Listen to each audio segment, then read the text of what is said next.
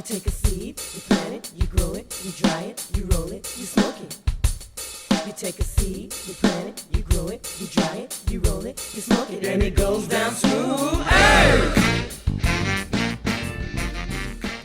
Hello, my friends. It's Thursday, January 8th, 2026, and I'm your host, Radical Russ Belville, your Red State refugee. And welcome to the Radical Russ Show, your weekday morning wake and make, coming to you from Rolla J Studios in Southern Oregon. On today's smoke session, all we are going to talk about is the murder in Minneapolis. I don't know what to say, to be honest, but I'm going to try because this is unacceptable. You've all seen by now, from at least 3 different angles, the video of Renee Nicole Good, a married woman with children, driving with her wife in Minneapolis when they notice that ICE is performing one of their raids in a residential neighborhood. 2-story houses, tree-lined drive, a line of cars that are being directed through some closed-off lanes. Her car approaches, her red SUV. Looks very similar to the one my lady love drives. With her partner in the car. Approaches the ICE agents that are telling her what to do, trying to tell her to move through. Renee and her partner were trying to film what was going on from inside their car, and they were yelling and protesting about the ICE agents that were there. When one of them, beside her car, is telling her to move on through and pulls his firearm, standing no farther away from her than a few feet, but off to the side of her vehicle. Seeing the gun, she's frightened, as anyone would be. The adrenaline kicks in. She tries to comply with the instructions, tries to turn her wheel to start driving her way out of that line, when that ICE agent fires multiple times, shooting her directly in the face. Her car speeds off a few feet and runs into other parked cars. She's pronounced dead on the scene, but not immediately, because there's other video that has arisen of a physician, a doctor, who was on site protesting, who yells at the ICE agents, "I'm a physician, let me go check her vitals, let me help." And they say, "No, we have our own medics. No, you can't help." Of course, there were no other medics immediately treating the woman. Eventually, we see video of her being pulled from the car, dragged to the end of the block around a corner where she's given CPR, and she dies on the street with her partner there. The two of them were on their way to pick up their 6-year-old from school. The iconic photo that will be burned in my head forever. Someone shot a picture of the open door of the crashed SUV. You can see through to the passenger side where the airbag has been deployed and it's covered in blood. And in the foreground, in the passenger seat, a glove box stuffed full of stuffed animals for the kids. And that partner of Mrs. Good still had to go pick up their child after the mother had been killed by these ICE agents. By this ICE agent. Immediately, the Department of Fatherland Security called Mrs. Good a domestic terrorist. Called her a domestic terrorist for trying to comply. Saying that the agent was in danger as she weaponized her car to try to harm the agents, and the video shows incontrovertibly, without a doubt, those agents were in no danger whatsoever. None of them had drawn their weapons except this one, who, as I mentioned, was on the side of the car. Nobody was in danger of being run over.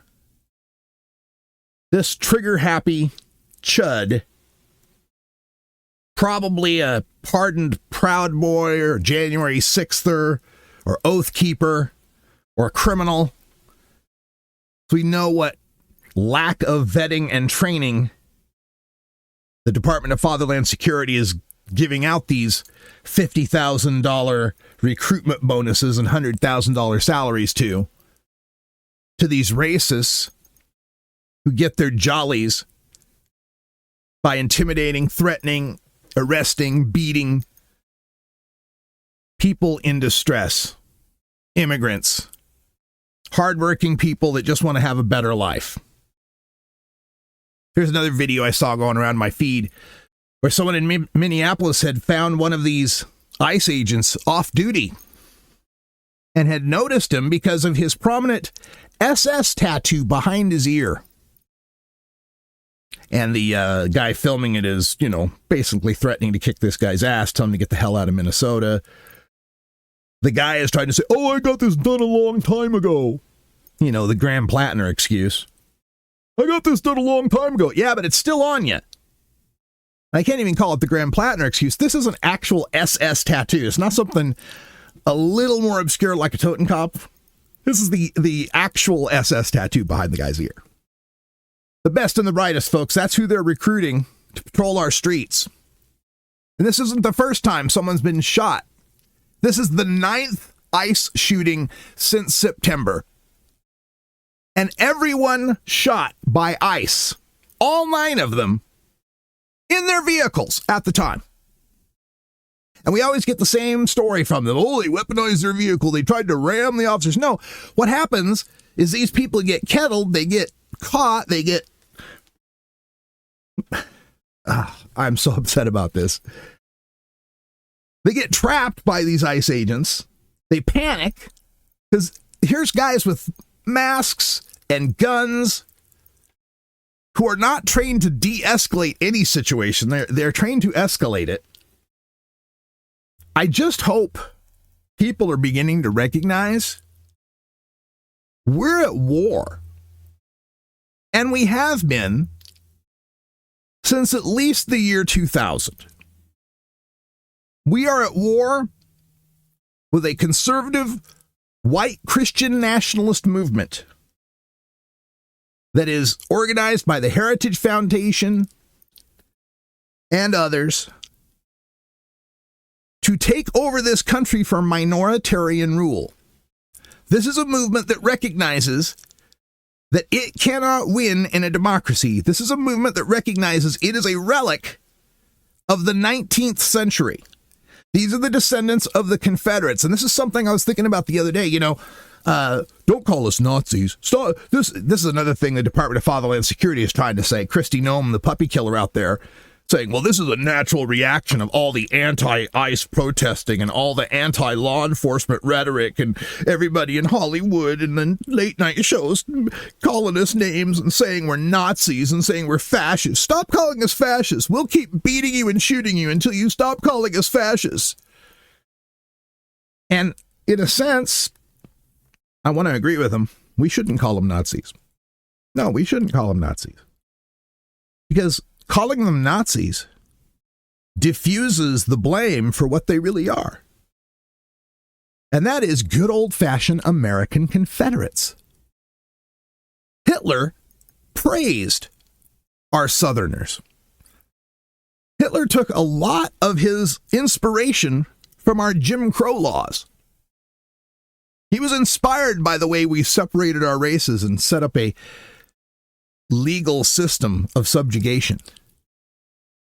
These are the Confederates. These are the descendants of the rebels who sought to destroy American democracy for their minoritarian view of continuing to own human beings as chattel. And they were not defeated in 1865. Oh, yeah, they signed a surrender at Appomattox.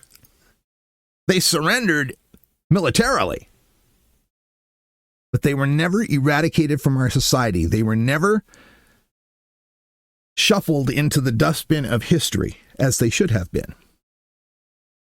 We failed to punish them for the Civil War.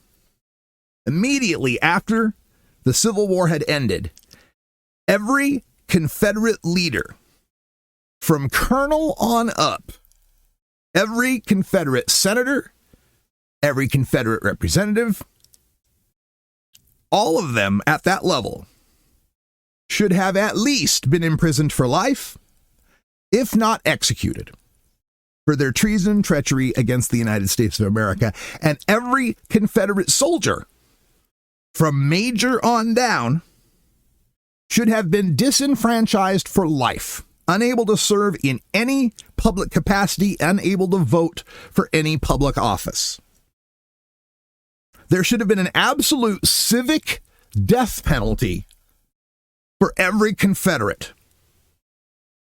But no, we had 4 years of a civil war of us slaughtering each other in numbers the likes of which no one has ever seen. Most Americans ever killed in conflict were by other Americans. And after all that, about 12 years later, it was, let's let bygones be bygones. We'll have the Compromise of 1877. Oh, gosh. We're so sorry, Southerners, that we forced you to like black people. Here, we'll pull all of our troops out of the South. Go ahead and run things the way you want again. No consequences. And the continuation of our side, the left, to continue to give a pass, to continue to want to reconcile, to look forward, to get beyond, is the death of us. This is our own damn fault. We didn't properly hold all of Nixon's crimes and criminals accountable. We didn't properly have any consequences for Reagan and the Iran-Contra affair. We didn't have any consequences for George H.W. Bush and the savings and loan scandal. We didn't have any consequences for George W. Bush, Dick Cheney lying us into Iraq. And no consequences for Donald Trump fomenting an insurrection against the free and fair election of 2020. No consequences. So why shouldn't they attack us? Why shouldn't they want to take over America? Russ Vought said it himself, the architect of Project 2025. We're in the midst of a second American Revolution, which will be bloodless if the left allows it. Well, it's not bloodless, isn't it? We've been allowing it, and it's still bloody. And so what? We're all waiting for the next scheduled march, are we? Gosh, when will someone schedule our next No King's March so we can register our displeasure? We're at war. This is war now. I like seeing some of the reactions out there. Senator Tina Smith from Minnesota saying it plainly. Get the fuck out of our state. Get the fuck out of Minneapolis. Mayor Fry of Minneapolis, same energy. But what are we going to do about it? This is at the point now where Governor Walz, he's talking about, activating the Minnesota National Guard. And I like that. But again, it sounds to me like we're going to activate the Minnesota National Guard to keep the peace rather than activate the Minnesota National Guard to stop ICE. Some leader in some state at some point is going to have to order his guys with guns to stop their guys with guns. Because if that doesn't happen, our guys with guns are going to start doing it. You'd think people in Minnesota don't have some guns? How long is it going to take before the next one of these ICE raids that takes place in some suburban area? I'm looking down that street, right? I was seeing all the, going through all the videos last night, looking down that street. I'm seeing all sorts of positions from second floor windows where someone with a high-powered hunting rifle and a scope could be taking out ICE agents. I'm not encouraging people to do that. Like I was saying yesterday, it's like that scene in John Wayne's Rio Bravo. You want to pick up that gun? I wish you would. They wish we would. I don't wish we would, because I know the minute someone starts taking sniper positions on those ice guys, we start seeing martial law and things really ramping up. But that's the direction this is going to head if our leaders on the left don't start applying more force. Maybe not guns, maybe economic force is what's necessary here. Maybe creative ways of impeding them is necessary. Perhaps when ICE shows up like that, Minneapolis needs to deploy snowplows to that street. Start plowing those guys in, trapping the ICE guys behind snowbanks, blocking the roads with your fire trucks. I don't know what it's going to take, but it's going to have to take more than some cuss words from our elected officials. A woman was murdered in broad daylight with multiple witnesses filming it. And they think they're going to get away with it. There needs to be Minnesota state troopers arresting this ICE agent. And notice from the video, too, oh boy, once the shooting happened, that same agent striding away quickly from the scene, picked up by some ICE vehicle and spirited away quickly. They sure protect their own. This is going to keep happening. Like I said, this is the 9th shooting since September. All the people in their vehicles shot at the time. There's articles of impeachment. Robin Kelly, a congresswoman, has introduced articles of impeachment for Kristi Noem, the Secretary of Fatherland Security, the puppy killer. She writes, I am impeaching Secretary Kristi Noem, who is an incompetent leader and a disgrace to our democracy. She wreaked havoc in the Chicagoland area and has brought her reign of terror to Minneapolis. One of her rogue ICE agents shot and killed an innocent woman today. It must come to an end. And I know some people out there say, well, it's not going to go anywhere. He's a Democrat and Republicans own the House and it'll never get called for impeachment. That doesn't matter. You do the right thing anyway. There should be articles of impeachment right now against everybody in the Trump maladministration. Every cabinet officer should have an impeachment resolution drafted right now. There's not a one of them that's doing anything decent. But at least start with Noem, move on to Rubio, Keg's breath, this parade of Fox News incompetency that is running our country right now into the ground. I also saw Trump was speaking to Republicans the other day, saying that they've got to win the midterms. If they don't win the midterms, he's going to get impeached. Talk about admitting your guilt right up front. But understand that this also represents the fact that these guys are all in. They are all in on their project here. They're committing all the crimes, stealing all the money, taking all the land they want, all the territory they want. They are all in because they do not believe there will be consequences. And they're going to do everything they can to make sure there won't be any consequences. We had Trump commit an insurrection last time there was the threat of any consequences. Remember that 5 years ago? And I remember leading up to that, the insurrection, and this was back when I was still a fan of Bill Maher. And Bill Maher was on his show, going all the way back to, I believe, like 2018, saying he's not going to leave peacefully. He's not going to leave peacefully. And everybody's like, yeah, sure. And sure enough, he didn't leave peacefully. He got people killed to try to stay in office. What do you think he's going to do this time? They are all in. The guy's invaded Venezuela to steal a president away. He's got rogue ICE agents out on the streets murdering citizens in broad daylight. Don't you think that by November of 2026, maybe by this summer or spring, we'll be under martial law, we'll be at war with someone, the election will be suspended? Don't think it can happen, huh? Think that we'll still have elections? Okay, maybe we'll have free and fair elections. Notice how Elon Musk is back in Donald Trump's good graces. He was seen having dinner with Trump and Melania the other night because the midterms are coming up. Elon's the one that's got all them computers figured out. You remember their little statement about when Elon Musk said, without me, Trump would have lost and the Senate would be 50-50, and the fix was in. How many times on the campaign trail did Donald Trump say, we don't need your votes? He told the Christians, just vote just this one time, and we'll have it fixed so good you'll never have to vote again. Fix is it. This authoritarian dictatorship, from its point of view, is here to stay.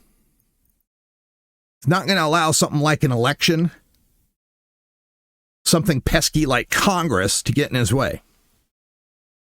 We better start thinking long and hard about this, because I think the Democratic Party is still flat-footed. I still think they don't believe how bad this is going to get. I really think there's too few of them that are on a war footing right now. Again, we are at war with the Confederacy. They believe the United States was divinely inspired to be the homeland for white people, that this would be a place for white people to colonize and to found their little Christian nation, not have to press 2 for Spanish, not have to give up their seat on the bus to the black lady. That's the country they want. The way they see the world as well, the Japanese have their little Japan country, and the Africans have their African continent, and the funny leftist Europeans have their European continent. Everybody's got their place. All the Mexicans and the brown people got the South America to have. So why can't white people have a country? Why can't this be our country for white people? Eliding the fact that Scandinavia is awful white. But okay, you do you. We have completely incompatible views in this nation of what this nation is supposed to be. And I represent this in my mind. When I see the U.S. flag, right, the stars and stripes, I think of that as, the flag that should be for all of us. But when I think of the flags of the two battling entities, cultural, religious, socioeconomic, when I think of the two Americas, as John Edwards used to call it, I think of the Confederate flag and the Pride flag. Those are the two flags in the cold Civil War that we're battling right now. The Pride flag representing the colors of all of us, that everyone belongs in this country. That we should all be open and proud of who we are, and that this is the place where we can be who we are. Where we're not held down and discriminated against based on who we love, what we look like, what we believe, where we came from, what language we speak. That's the America that I thought we all were for. That's the America of e pluribus unum, and with liberty and justice for all, that I signed up to defend in the National Guard, that I think of when I'm singing the national anthem or saying the Pledge of Allegiance.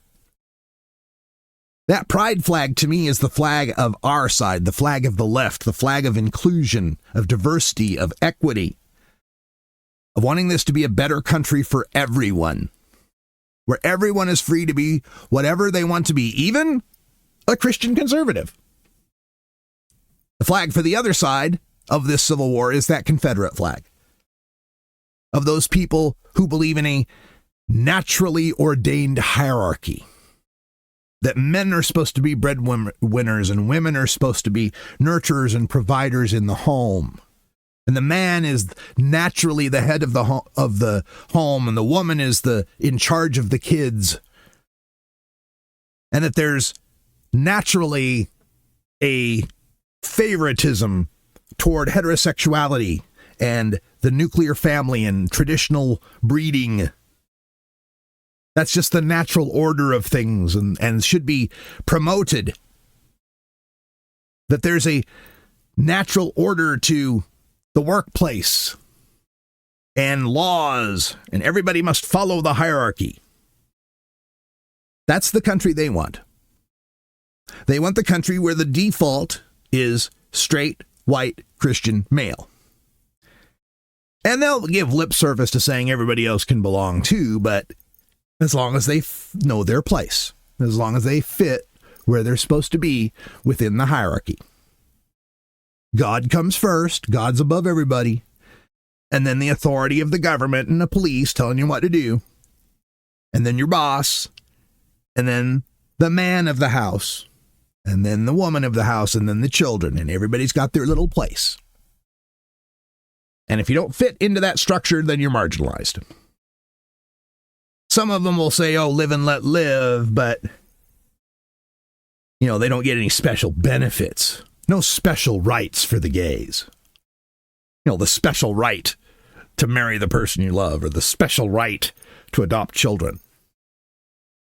Others on that side aren't shy at all about saying that those type of people should be converted, jailed, treated, eliminated, deported, converted, re-educated. They fear difference. They fear diversity. It scares them for people to be different. It scares them that they might not be on top just by the virtue of their skin color, the language they speak, and the way they like to have sex.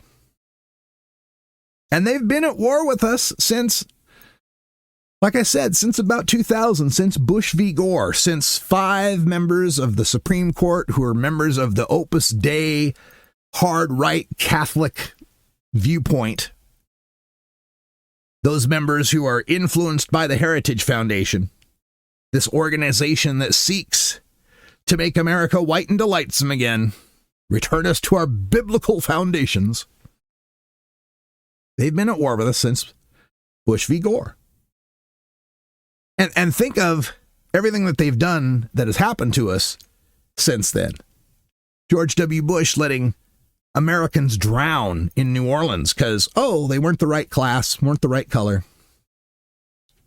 Lying to us about weapons of mass destruction to get us into a war in Iraq, where 4,000 or more American soldiers died. And again, American soldiers, especially enlisted, tend to be less affluent, less white. And of course, Trump, openly at war with us, openly flouting our Constitution, our laws, our morals, with the full-throated support of the MAGA Confederate movement. I hope this opens people's eyes. I hope that the result of this past decade will be an understanding that within this country there are millions of people who want the Confederacy, who do not like the United States of America. It's right there in their slogan, Make America Great Again. They don't think America's great now. Well, I can kind of agree with them on that respect after 10 years of Trump era. We certainly aren't as great as we used to be. Ask the kids who have died from our cuts to U.S. aid. We're certainly not as great as we were anymore. Ask the people of Ukraine who are dying daily in civilian bombing runs from Vlad the Butcher because we wouldn't live up to our agreement where we promised Ukraine we'd protect their territorial sovereignty. Just like now we're not living up to our 1916 agreement that Greenland can have Denmark if we can have the U.S. Virgin Islands. The damage being done to the American reputation by the Trump era will probably not be overcome in my lifetime. I really enjoy travel. I've traveled to 4 foreign countries. I've been to Canada, Mexico, Jamaica, and the United Kingdom. And I've always gone to these places proudly American. I wear my little American flag cowboy hat and such, right? Proudly American. I don't know if I can do that anymore. I don't know if I want people to know I'm American when I travel anymore. It might be like that for the rest of my life. But we are at war these people, these Confederates, don't want to get along with us. They don't believe in live and let live. They believe in subjugation to the hierarchy. And they will continue through legal and extra legal means to try to continue to force us into their view. They'll be coming for the gay marriage laws. They've already done almost everything possible to eliminate transgender people. My God, not only denying transgender health care to youth, but also denying it to adults and pressuring any hospital in the United States that would want to provide transgender care by threatening their Medicaid funding. Yeah, even in a state where they'd say, yes, it's perfectly legal to treat transgender people, and the transgender people want the treatment, and the hospital wants to give them the treatment, and all the doctors approve of the treatment, the federal government's going to say, no, you can't do that. We're going to take away your Medicaid money, which blows my mind that who the fuck cares what surgery or treatment anybody else has? Look, you want to get breast implants on your thighs? I don't care. You want to get stainless steel horns implanted in your skull? I don't care. You want to have your eyeballs removed and replaced by ball bearings? I don't care. It's your body. Do what you want with it. But this idea that a woman could come in, let's say she's menopausal, she's older and flat-chested, and she says, boy, I'm older, I'm having some hormone imbalances, I'm starting to get some whiskers on my chin, my chest is flat. You know, I'd feel a lot better as a woman if I could get surgery and get some breast implants, maybe a hormone treatment that would, boost my estrogen and reduce these chin hairs that I'm getting. Could I get that? And the MAGA movement would say, yeah, sure, no problem. Yeah, go ahead. But if a transgender woman walked in and said the same damn things, I'd like some estrogen and some breast implants, you're not only going to say no, you're going to say, if the hospital does it, we're going to cut your funding off for everybody? What a bunch of busybodies. Why do you care what someone else does with their own body? Because of the hierarchy. There's a hierarchy. God made them man and woman. And if you're a man trying to be a woman, you're disobeying the hierarchy. You're disobeying what God intended, the way things are supposed to be. That's who these people are. They want to control us. They want to control your life. They want you to be a good little Stepford wife or a good little worker drone, good little churchgoer, good little Republican donor, obedient little taxpayer. They don't like the freedom and the diversity and the creativity stuff. It scares the hell out of them. So I don't know what else to say. I know I'm kind of rambling, but I'm stunned by this murder in Minneapolis. Rest in peace, Renee Nicole Good. They literally murdered Mrs. Good in broad daylight. I fear for the people of Minneapolis is that the murder of Mrs. Good happened literally 4 blocks south and 2 blocks east of where George Floyd was murdered. Or maybe I've got that backwards. Maybe it's 4 blocks north and 2 blocks west. But I just saw the diagram on my online feed. Literally a few blocks away from where George Floyd was murdered 5 years ago, Mrs. Good was murdered by ICE. And there's already massive protests happening in Minneapolis. There should be massive protests happening all over this country. And not this, look, I've been to both the No Kings rallies. Both of them were great. It's a good thing. I don't want to discount the hard work that people put into that and that people have gone to those rallies, but we need more now. This can't be carefully organized, choreographed, timed, specific rallies anymore. This needs to be shut shit down now. This needs to be shut down cities. This needs to be general strikes. This needs to be sit-ins in DHS offices where they're forced to have to bring cops in to remove people in handcuffs one by one. And it takes them all day because there's so many people doing it. This is the moment. Will we step up to it? Will we fight for our American democracy? Or will, like Russ Vought say, it's a second American Revolution that'll be bloodless if the left allows it to be. We don't want blood. They want blood. We need to get back to the lessons of Dr. King and Gandhi and show how massive nonviolent resistance is the way. It is our only way out. Radical Russ Show is produced, directed, researched, written, recited, posted, and catered by me, Radical Russ Belville, and governed by Creative Commons share-alike licensing. News, music, video clips, and social media posts are reproduced under fair use copyright laws for commentary and analysis. My main theme is We Love the Herb by Herbal Nation, and interstitial music is by Russ Boom Boom Belville. You can contact me by email at radicalruss@gmail.com. Call my message line at 877-RUSS-420. That's 877-877-420. And reach me on social media on Blue Sky as radicalruss.com and nowhere else. You can support this podcast financially by donating to Radical Russ on Venmo, Rad Russ on Cash App, or via PayPal on my website at radicalruss.com. Get this podcast on Spotify, Apple Music, YouTube, my website, or wherever you get your podcasts. Thanks for listening, and until next time, take care of each other. For real.